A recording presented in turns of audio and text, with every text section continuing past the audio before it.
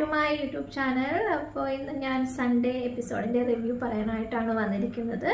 അപ്പോൾ ഇന്നത്തേത് ഒരു Easter episode ആയതുകൊണ്ട് തന്നെ ഒരു ഫൺ ലവിങ് ആയിട്ടുള്ള ഒരു എപ്പിസോഡായിരുന്നു.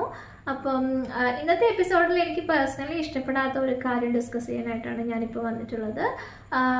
ഇതിൽ ലാലേട്ടൻ വന്നിട്ട് കണ്ടസ്റ്റൻസിന് ഒരു ടാസ്ക് കൊടുക്കുന്നുണ്ട്. ഉരുട്ടി മധുരം എന്നായിരുന്നു ആ ടാസ്കിൻ്റെ പേര്. അപ്പോൾ ഈ ടാസ്കിൽ ഒരു ബൗൾ നിറയെ ബിസ്ക്കറ്റ് തന്നിട്ടുണ്ടാവും. അതുപോലെ തന്നെ നമ്മുടെ മുന്നിലായിട്ട് കുറച്ച് ജ്യൂസസ് ആൻഡ് സോസസ് വെച്ചിട്ടുണ്ട്. അപ്പോൾ ഈ ബൗളിൽ നിന്ന് നമ്മൾ ബിസ്ക്കറ്റ് എടുത്തിട്ട് ഈ ജ്യൂസസിലേക്ക് ഉരുട്ടിയിടണം. അപ്പോൾ ഇങ്ങനെ ഉരുട്ടിയിടുന്ന സമയത്ത് മോസ്റ്റ് ഓഫ് ദി കണ്ടസ്റ്റൻസിൻ്റെയും കയ്യിൽ നിന്ന് ഇങ്ങനെ ഉരുട്ടുന്ന സമയത്ത് ബിസ്ക്കറ്റ്സ് വന്നിട്ട് ഫ്ലോറിലേക്കാണ് പോകുന്നത്. ഇന്ത്യയിലെ ആയിരക്കണക്കിന് ജനങ്ങളാണ് ഒരു ദിവസം ഭക്ഷണം കിട്ടാതെ മരിക്കുന്നത്. എത്രയോ കുട്ടികളാണ് ഭക്ഷണം കഴിക്കാതെ ഒരു ദിവസം കിടന്നുറങ്ങുന്നത്.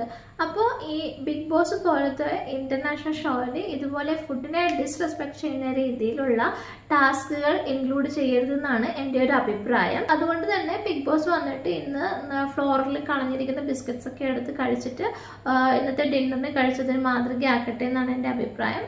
ബാക്കി ഉണ്ടെങ്കിൽ അത് ബ്രേക്ക്ഫാസ്റ്റിന് അദ്ദേഹം കഴിക്കട്ടെ.